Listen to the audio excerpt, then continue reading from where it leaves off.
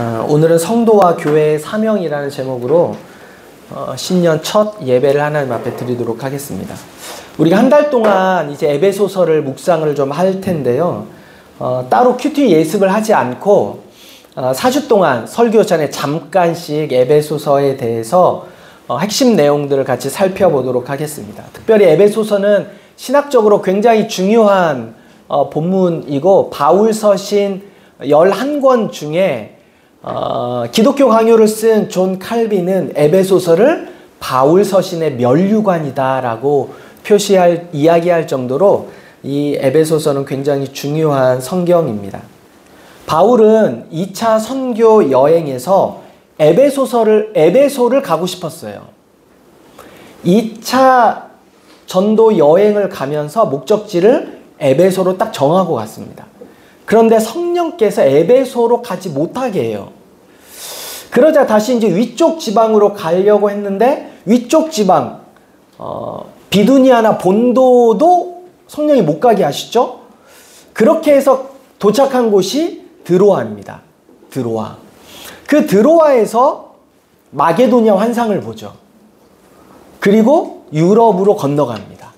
그러니까 사실은 원래 목적지는 에베소였는데 에베소를 가지 못하게 하신 결과로 나중에 보니까 유럽의 복음이 전해지는 큰 그림을 하나님이 그리셨다라는 사실을 훗날 알게 됩니다. 마게도니아의 첫 성, 죄송합니다.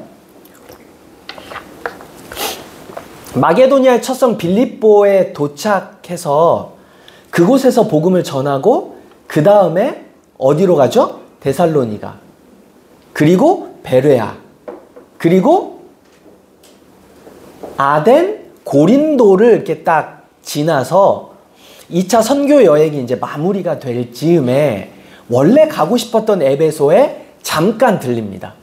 그러니까 2차 전도 여행을 고린도에서 마무리를 하고 이제 예루살렘으로 복귀하던 그 찰나에 잠깐 에베소에 들려요.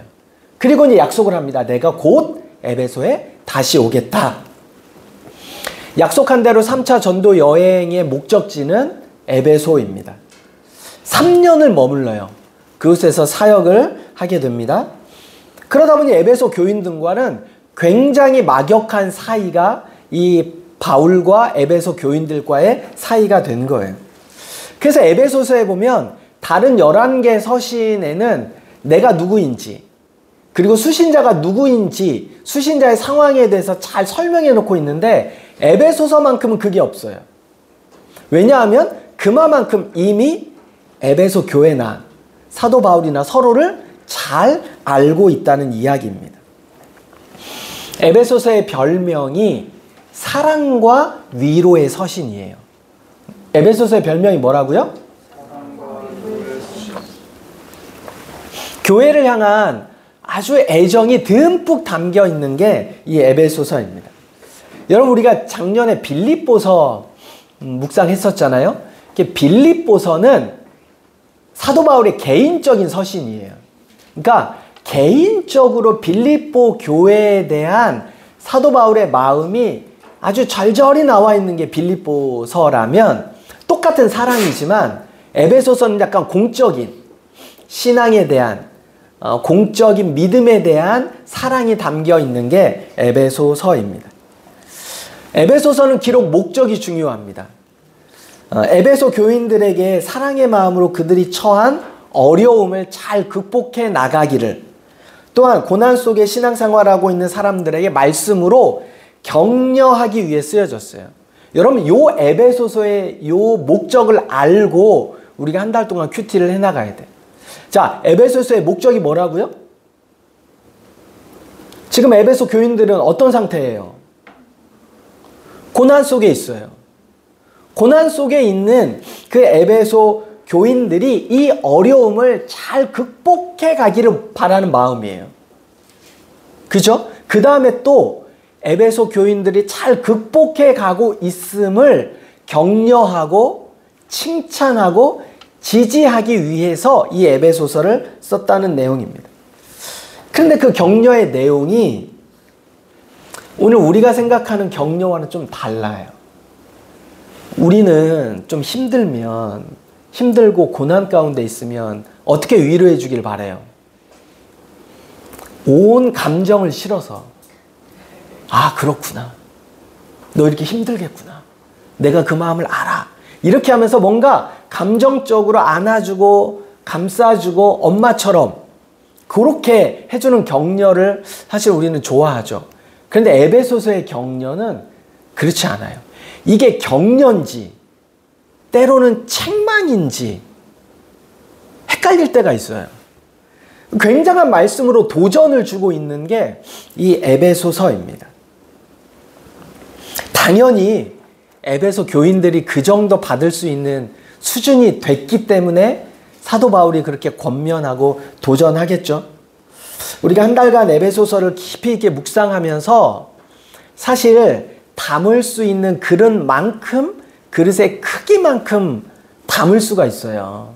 그래서 우리가 한 달 동안 큐티에 가면서 에베소서를 향한 바울의 마음이 어떠한지 그리고 그 바울의 말씀으로 권면한 그 바울의 권면을 에베소 교인들이 잘 수용해가는 모습들을 보면서 오늘 우리 자신의 영적인 그릇을 좀 높여가는 그런 시간이 되기를 바랍니다. 에베소 교회는 신앙적으로 많은 어려움과 고난이 있었어요. 특별히 에베소는 로마 제국 안에 4개의 큰 도시 중에 하나였습니다. 로마 제국 안에 이탈리아의 로마, 이게 가장 큰 도시죠. 두 번째는 이집트의 알렉산드리아, 그 다음에 세 번째는 시리아의 안디옥, 요게 이제 세 번째 도시였고, 그리고 에베소가 네 번째 도시 중에 하나였어요. 그러다 보니까 당시에 우상 숭배가 가장 극심했던 곳 중에 하나입니다. 그리고 가장 로마화가 많이 됐던 곳 중에 하나가 이 에베소예요. 사회 전반에 만연한 우상 숭배, 그리고 우상 숭배를 하지 않는다는 이유로 박해와 굉장한 고난을 당한 것이 바로 에베소 교회였습니다. 1세기 에베소를 비롯해서 초대교회는 예수님을 믿는다는 이유로 여러 가지 박해와 어려움을 당했는데 가장 큰 박해가 로마 제국의 박해였어요. 당연히 로마 황제를 우상으로 숭배하고 있던 그들에게 로마 황제를 숭배하지 않는 것이 반역자로 취급을 당했습니다. 그래서 박해의 시대에는 짐승에게 던져지거나 공개 처형되거나 화형 등의 고통을 당하기도 했고요. 또 같은 유대인들 안에서도 비주류예요, 기독교인들은. 그러다 보니까 자기 동족들에게도 박해를 당한 것이 기독교인들이었습니다. 또한 사회적으로는 우상을 숭배하지 않았기 때문에 사회적으로 고립이 되었고, 이로 인해서 가족과 공동체로부터 단절되어야 하는 어려움에 처하게 됩니다. 그래서 어쩔 수 없이 기독교인들은 숨어서 생활해야 했습니다. 숨어서 생활하다 보니까 경제적인 어려움도 심하게 되었습니다. 기독교인들은 로마의 직업조합인 길드에 가입할 수가 없었어요. 왜냐하면 그 길드에 가입하는 순간 우상숭배를 해야 되기 때문에 그렇습니다. 그러다 보니까 굉장히 영세했고 경제적으로도 생계를 유지하기가 어려웠습니다. 마지막으로 로마는 로마 법 안에서 인정되어지는 종교만 믿을 수 있었는데 로마법 안에서 기독교는 인정되어지지 못했습니다. 그래서 법적인 보호를 받지 못했고 언제든지 체포나 구금, 처벌의 대상이 될 수 있었어요.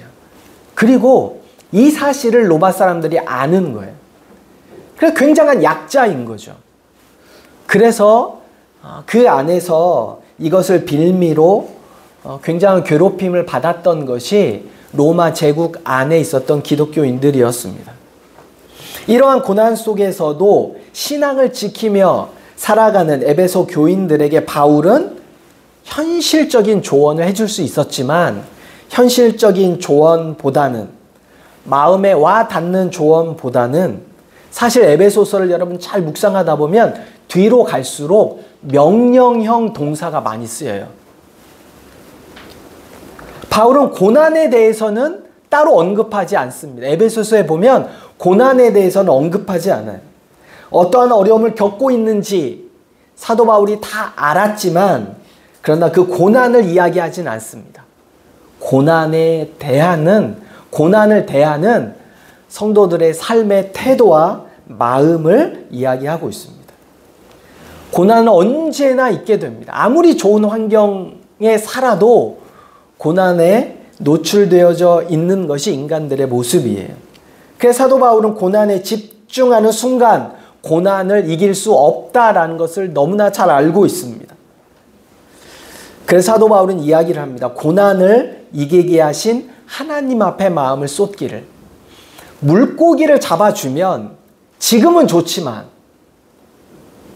스스로 물고기를 잡을 수 없다고 하면 언제나 그 모습 그대로 살아갈 수밖에 없지만 물고기를 잡는 방법을 가르쳐주면 어때요? 지금은 조금 어렵지만 결국 그 고난과 어려움에서 탈출할 수 있다는 사실을 에베소서가 이야기를 해줍니다. 그 핵심이 바로 오늘 우리가 읽은 본문이에요. 그런데 이 본문을 이해하기 위해서는 먼저 3절에서 14절을 한번 잠깐 살펴보고 가는 게 중요합니다. 자, 우리 성경에 보면 3절부터 14절을 잠깐 보겠습니다. 자, 여러분 3절부터 6절까지는 그 옆에다가 하나님이라고 적어 놓으세요. 하나님이 행하신 일. 3절부터 6절까지 하나로 묶고 3절부터 6절까지는 하나님이 행하신 일에 대해서 설명하고 있어요. 그리고 7절부터 12절을 묶고 7절부터 12절은 예수님께서 행하신 일이에요.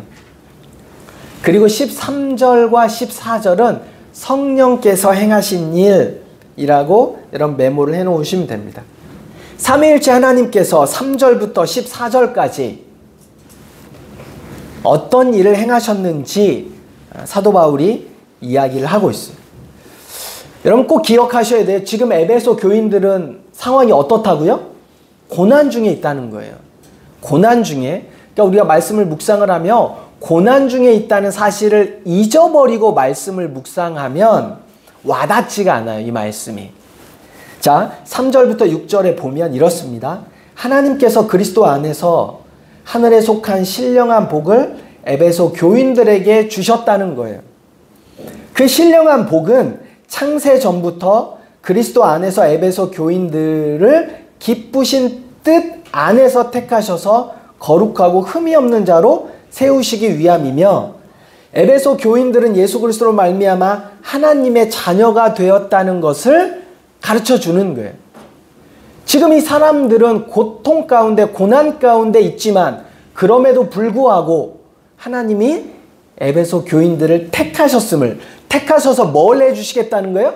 하늘의 신령한 복을 주시겠다고 약속해 주신 겁니다. 뭐가 복이냐? 뭐가 복이냐? 에베소 교인들에게 알려주고 있는 거예요. 하나님께서는 죄인인 인간에게 그리스도 안에서 가장 큰 선물인 구원을 은혜로 선물로 주셨습니다. 이 구원의 은혜가 있기에 어떠한 고난 속에서도 하나님을 찬양하고 하나님의 영광을 나타내며 하나님과의 진정한 사귐을 이어갈 수 있다고 사도 바울은 이야기해 줍니다. 두 번째 7절부터 12절에 보면 예수님께서 무엇을 해주셨어요? 자기 자신을 내어주셔서 십자가에 죽어주심으로 그들에게 구원과 죄사함을 선물로 주셨다는 겁니다. 이 예수님이 구원자이신 사실을 어떻게 알 수 있냐? 그건 그들의 경험이나 지식이 아니라 하나님께서 주신, 예수님께서 주신 지혜와 총명으로 그 놀라운 구원의 사실을 알게 되었다는 겁니다. 하나님이 이 놀라운 구원의 역사를 깨닫도록 에베소 교인들을 택하셨고 그 에베소 교인들을 택하시고 예정하신 이유는 그 고난 속에 있음에도 불구하고 하나님과 함께 영광을 찬양하며 예배하며 진정한 사랑과 은혜의 안에 거하기 위함임을 사도 바울이 이야기를 해줍니다. 마지막으로 세 번째 13절에서 14절에 보면 이 진리의 말씀, 구원의 복음을 듣고 이 구원의 확신에 거하도록 성령께서 에베소 교인들에게 그 확신 속에 거할 수 있도록 성령께서 그들의 마음에 거하시고 함께 하셨다라는 겁니다. 자, 이 말씀은 지금 에베소 교인들이 고난 가운데 있어요. 어려움 가운데 있어요. 그런데 언제부터? 창세 전부터. 누가? 하나님께서 신령한 복을 통해서 그들을 위로하고 권면하시는 거예요. 하나님뿐만 아니라 누가? 예수님께서, 또 성령님께서, 삼위일체 하나님께서 고난 가운데 있는, 그 어려움 속에 있는 에베소 교인들을 찾아가 주시고 만나 주시고 격려하시고 응원해 주신다는 이야기를 사도 바울이 3절부터 14절까지 이야기를 하고 있는 겁니다. 원래 여러분 에베소서뿐만 아니라 우리가 빌립보서에도 잠깐 이야기를 했었는데, 사도 바울은 그 편지에서 먼저 인사하고요, 개인적인 인사를 하고 그 다음에 감사와 기도가 바로 이어져 나옵니다. 에베소서 그렇고요. 우리가 한번 찾아볼까요? 바로 넘겨서 빌립보서 보세요. 1장 2절에 은혜와 평강이 너에게 있을지어다 라고 하고 3절 4절 같이 한번 읽습니다. 시작. 내가 너희를 생각할 때마다 나의 하나님께 감사하며 간구할 때마다 너희 우리를 위하여 그죠? 그 다음 골로새서 보세요. 자, 2절에 은혜와 평강이 너희에게 있을지어다. 자, 그 다음에 3절 4절 같이 읽습니다. 시작. 우리가 너희를 위하여 기도할 때마다 하나님 곧 우리 주 예수 그리스도의 아버지께 감사합니다. 그죠? 골로새서뿐만 아니라 뒤에 보면 데살로니가 전서도 한번 보세요. 2절에 은혜와 평강이 너에게 있을지어다라고 하고 2절 3절 같이 읽습니다. 시작.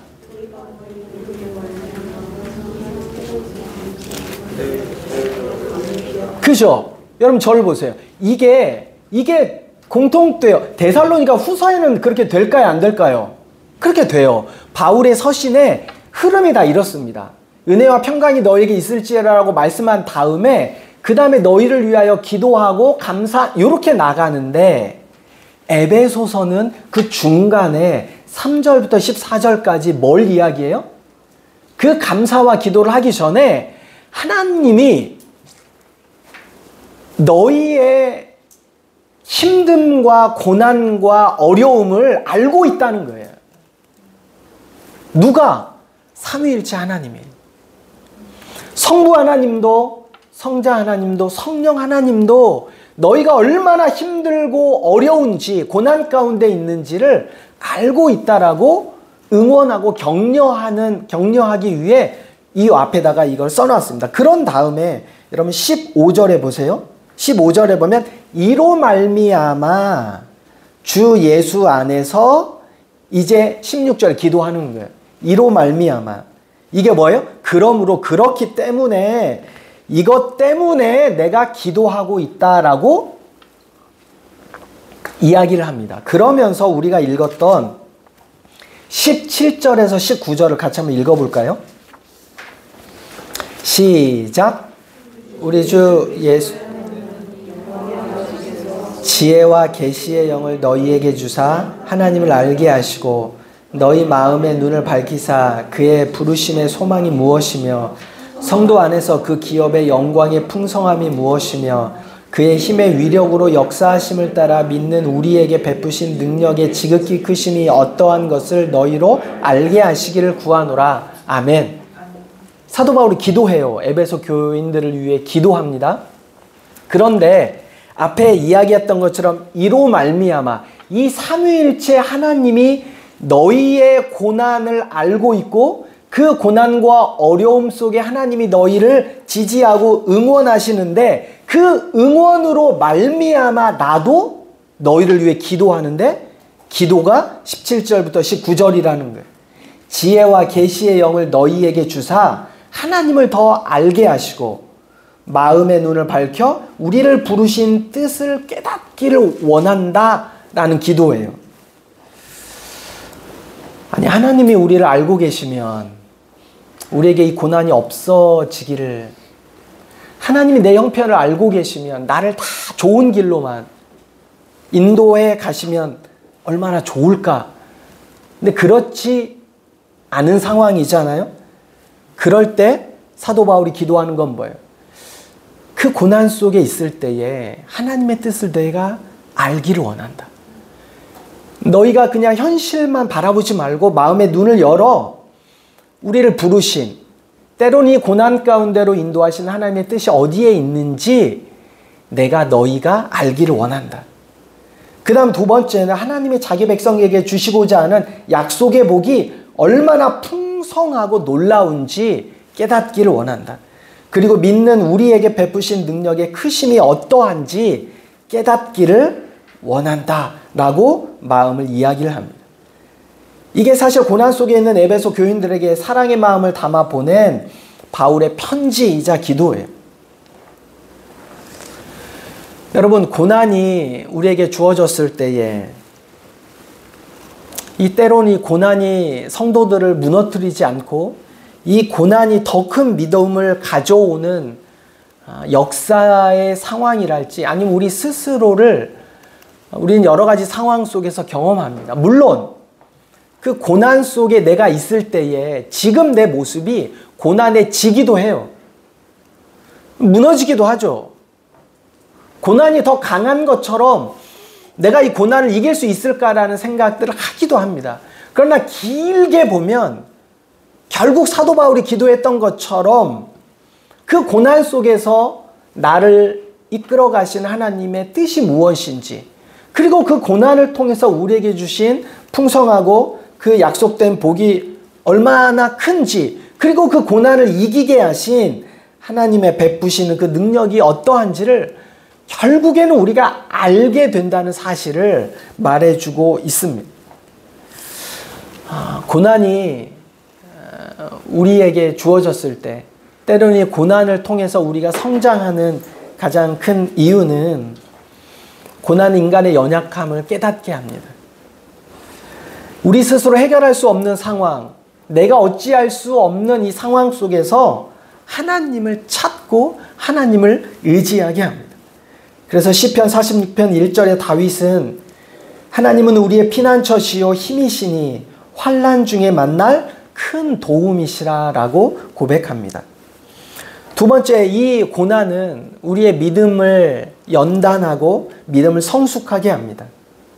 로마서 5장 3절에서 4절은 환난은 인내를, 인내는 연단을, 연단은 소망을 이루는 줄 알미라 라고 우리에게 이야기를 해줍니다. 또한 고난은 하나님의 임재와 위로를 경험하게 합니다. 우리는 고난 중에 하나님의 위로와 임재를 깊이 있게 경험할 때 시편 34편 18절은 여호와는 마음이 상한 자에게 가까이 하시고 중심에 통회한 자를 구원하신다라고 말씀하고 있습니다. 마지막으로 고난은 우리가 의지했던 세상 것들, 재물, 건강, 인간관계, 때론 내 자신을 내려놓고 결국 이것은 온전하지 않고 진정한 소망이 하나님에게만 있음을 깨닫게 합니다. 이것이 우리를 부르신, 이것이 오늘 우리에게 거룩한 자로 세상에 구별되어 하나님이 우리를 부르신 성도들을 향한 또 성도의 사명입니다. 그래서 사도 바울은 에베소 교회에게 고난에 대해서는 1절 이야기하지 않아요. 오히려 고난에 대한 너희의 태도, 그리고 고난을 통해서 주실 하나님의 은혜에 대해서 집중하고 있습니다. 개인을 향한 하나님의 이 말씀은 개인뿐만 아니라 교회를 향해서도 동일하게 적용이 되어집니다. 20절부터 23절은 그 하나님이 그 고난을, 개개인의 고난이 결국엔 에베소 교회 전체를 향한 고난임을 알기에 20절부터 23절까지는 교회 공동체를 향한 사도 바울의 메시지를 이야기해 줍니다. 사도 바울은 20절에서 그 고난을 예수님의 십자가와 부활, 그리고 하나님 우편에 앉아 계신 승천으로 연결시킵니다. 하나님께서 예수 그리스도를 십자가를 지게 하셔서 이 땅 가운데 죽게 하셨어요. 죽음이라는 가장 낮은 곳에서 하나님 우편이라는 가장 높은 곳으로 올리신 게 하나님의 일하심이에요. 십자가라는 가장 비참함부터 부활이라는 가장 영광스러운 곳으로 옮기신 게 또 하나님이시라는 겁니다. 그리고 나서 이렇게 말씀하세요. 모든 만물을 그의 발 아래 두셨으니, 예수님을 교회의 머리가 되게 하셨고, 그리고 교회는 예수님의 몸으로 이야기를 해주셨습니다.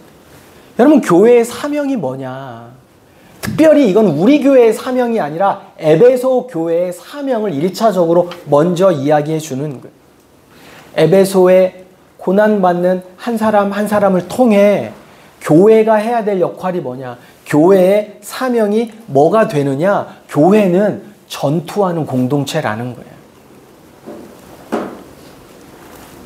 내가 한 사람 한 사람이 여러분 고난 가운데 싸우다 보면 이기기도 하고 지기도 해요. 그리고 고난의 긴 흐름 속에서 지금은 나는 팡판이 져요. 이 고난을 이길지, 언제 이길지, 나는 언제 여기에서 승리의 개가를 부를지 나는 알 길이 없어요. 그런데 그 한 사람 한 사람 한 사람이 모여있는 공동체는 어떻게 돼야 된다는 거예요? 함께 전투하는, 싸우는 공동체여야 된다라고 이야기를 하는 거예요. 왜? 모든 만물이 예수님께서 죽음에서, 십자가에서, 부활로, 승리로, 또한 가장 낮은 곳에서 가장 높은 하나님의 영광스러운 곳으로 누가 인도하시는 거예요? 하나님이 인도하시는 거예요. 그리고 나서 말씀하시는 거죠. 교회의 머리가 누구예요? 예수님이에요. 교회는 그리스도의 몸이에요. 그래서 공동체가 이 일에 함께 수고하고 싸워야 된다라고 이야기를 하고 있는 겁니다. 우리 공동체에 고난 속에 있는 사람들이 많이 있습니다. 각자 이게 고난일지 어려움일지 사실은 각자가 판단하는 거예요. 그런데 각자가 속해 있는 그 공동체는 그 고난을 어떻게 받아야 되느냐? 함께 싸워가야 되는 공동체. 그러니까 나 혼자 나는 고난이 없어. 나는 괜찮아. 나는 요즘에 너무 좋은데 일주일 동안 어때? 난 너무 좋아.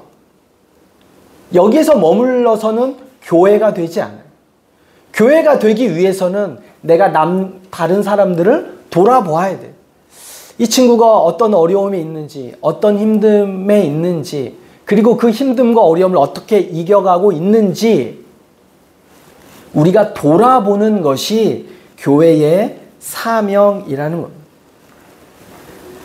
여러분, 고난 속에 있습니다. 저도 고난 속에 있습니다. 지난주 굉장히 어려움에 속한 이야기들을 여러 듣고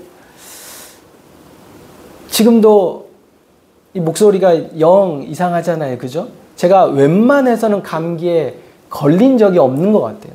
근데 이게 너무 심하게 걸린 게 여러 가지 연말에 일정도 바쁘고 신경 써야 될 것도 많고 해야 될 것도 많고 굉장히 분주하게 보낸 그 시점 속에서 이렇구나.